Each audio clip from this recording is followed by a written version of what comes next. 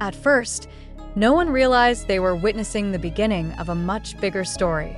It lasted only a few moments on the Melon Music Awards stage, yet those moments lingered far longer than the performance itself. Jennie BLACKPINK stepped into the spotlight, and before the applause even faded, something had already shifted.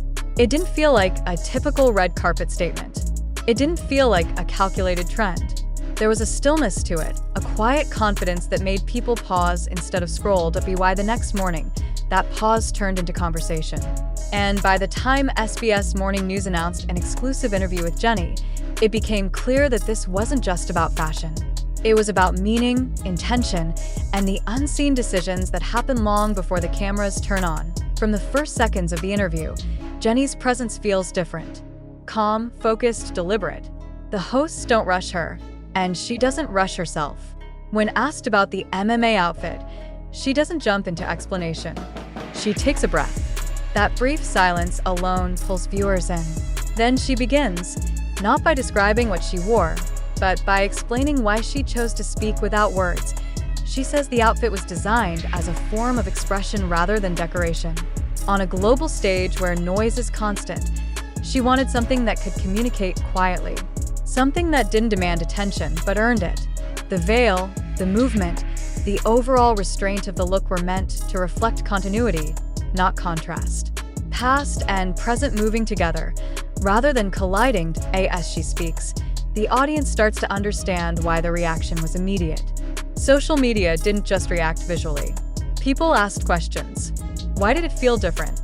Why did it stay in people's minds? Why did even those outside the K-pop space stop to watch? Jennie admits she didn't anticipate that level of response. She expected interpretation, but not this scale of discussion. The interview then shifts into unfamiliar territory for a morning news segment. Instead of focusing on headlines, the hosts ask about emotional impact, about what it felt like after stepping off the stage. Jennie describes a moment of stillness backstage, where the noise faded and reality settled in. That was when messages began to arrive. Among them was one that mattered deeply. Lisa. Jennie smiles as she recalls it. Lisa's reaction, she explains, wasn't dramatic. It was immediate understanding. Lisa didn't ask for clarification. She didn't question the choice. She simply recognized the intention behind it. According to Jennie, Lisa told her that the outfit carried strength because it was honest. That honesty, Jennie says, meant more than any public praise. This detail changes the rhythm of the story. Suddenly, the MMA moment feels less solitary. It becomes shared. Two artists connected not just by a group name, but by a mutual understanding of growth, risk, and expression. Lisa's response didn't amplify the moment publicly, but it grounded it privately. As the interview continues, Jennie reflects on how these private exchanges shape her confidence. She explains that BLACKPINK's journey has reached a point where external validation is no longer the goal. What matters now is alignment. Alignment between message and action. Between who they are individually and who they are together.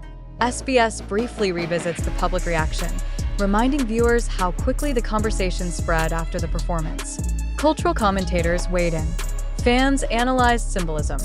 Even people unfamiliar with Jennie's work found themselves watching clips again, searching for details they missed the first time. The interview hints that this curiosity is what gave the moment longevity.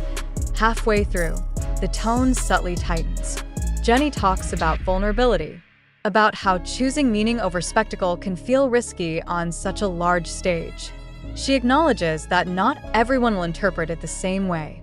But she also believes that art without risk becomes empty. Knowing that Lisa recognized the vulnerability behind the choice reassured her that the risk was worth taking. The pacing quickens as Jennie speaks about evolution, about how fashion, like music, becomes more powerful when it reflects personal truth rather than expectation.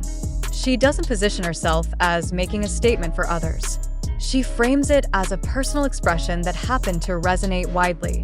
Viewers begin to feel like they're listening to a conversation rather than an interview. There's no performance in her words, just reflection.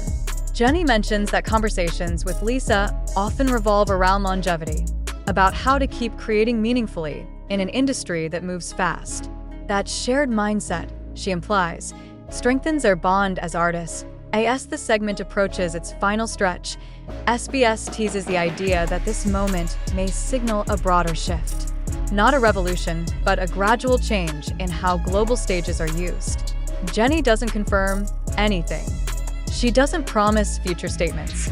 She simply says that intention will continue to guide her choices. The hosts ask one last question. What does she hope people take away from that night? Jennie's answer is simple, yet powerful. She hopes people stay curious. Curious enough to pause. Curious enough to look beyond the surface. Curious enough to listen before judging. That curiosity, she says, is what allows connection to happen. As the interview ends, the screen fades, but the story doesn't feel finished. It lingers, not because of spectacle, but because of sincerity. A moment that began on a stage became a conversation. A conversation that revealed not just an outfit's meaning, but the quiet support behind it. If you're still listening now, it's because this story wasn't built on shock. It was built on intention, trust, and understanding. Between Jennie's vision and Lisa's reaction. What makes this moment resonate even longer is what Jennie doesn't say directly. Between her pauses, there's an understanding that growth doesn't always arrive loudly. Sometimes it arrives quietly, through choices that feel right even before they are understood. She explains that standing on a global stage now feels different than it did years ago. The pressure hasn't disappeared, but the perspective has changed. Instead of asking how something will be received, she asks whether it feels honest. That mindset, she admits, is something she shares deeply with Lisa. Their conversations aren't about trends or numbers. They're about sustainability, about staying connected to why they started in the first place. Jennie hints that Lisa's reaction mattered because it came from someone who recognizes that same internal shift. When someone who walks a similar path understands you without explanation, it creates a quiet sense of relief. As viewers listen, it becomes clear that this wasn't a moment designed to dominate a news cycle. It was a moment designed to reflect a phase where expression becomes more refined, more intentional, and more personal.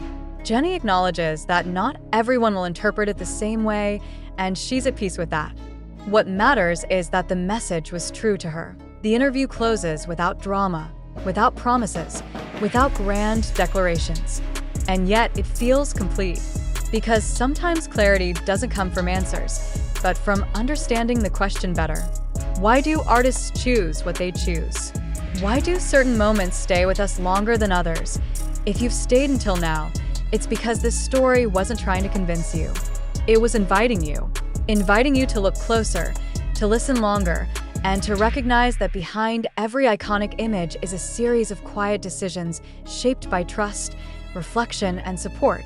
And as the screen fades for the final time, one thought remains. When intention leads, impact follows naturally. And the next time Jennie steps onto a stage, the story may already be unfolding long before the lights come on.